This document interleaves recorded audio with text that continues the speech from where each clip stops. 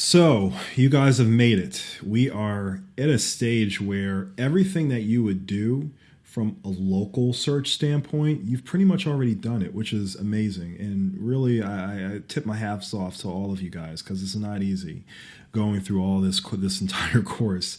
But now we're moving into a section of the course that is not necessarily more advanced, but more based on things that will impact both local search rankings as well as traditional organic search rankings.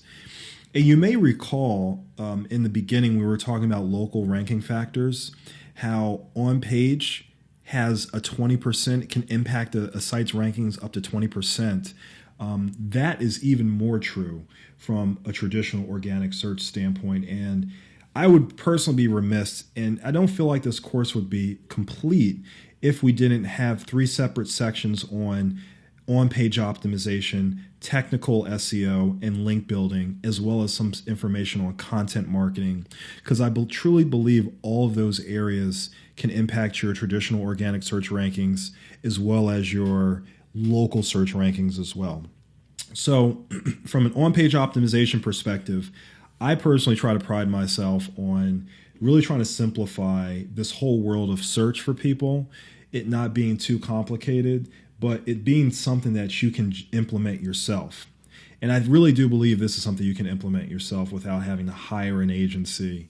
Of course, agencies are critical for some of the bigger clients and even for small clients, but I think you'll get a lot out of these sections. So I want you to really stick with me as we go through this. I'm going to do my best to explain some of these different concepts, but also a practical guide and some really cool tools that you can use to build up your on-page optimization for your individual websites. So in this section, we're going to talk about, the fact that this doesn't really have to be that hard, obviously.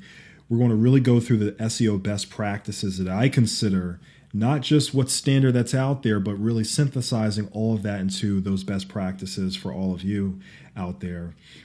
A live demo on how to use Google Keyword Planner, which is a free tool. This talk around duplicate content and how to ensure that you don't have any duplicate content on your website. How to build out the services pages for your website. So we have this thing called menu creation.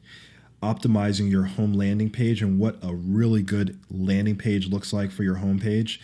And then I'm going to provide you some further resources and guidance that can give you help you guys have some success from an on-page perspective.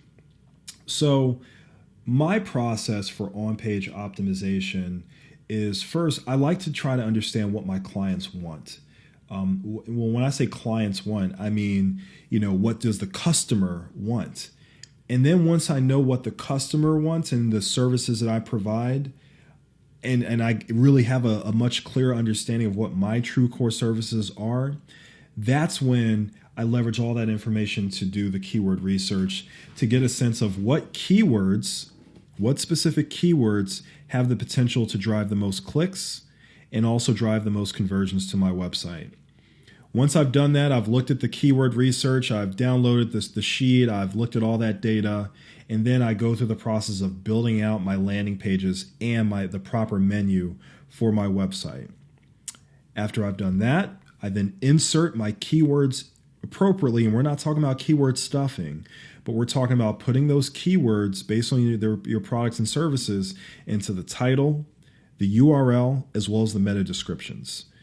After I've gone through that whole process, I then ensure that the content on my website is not duplicate, and if it is, it's as minimal as possible. I'm still thinking about local search, mind you. So I also want to make certain that my name, address, and phone number is on multiple pages. Usually I'll have it on my homepage at the bottom in the footer. I'll also have it in the Contact Us page, and I'll also have it in the About Us page.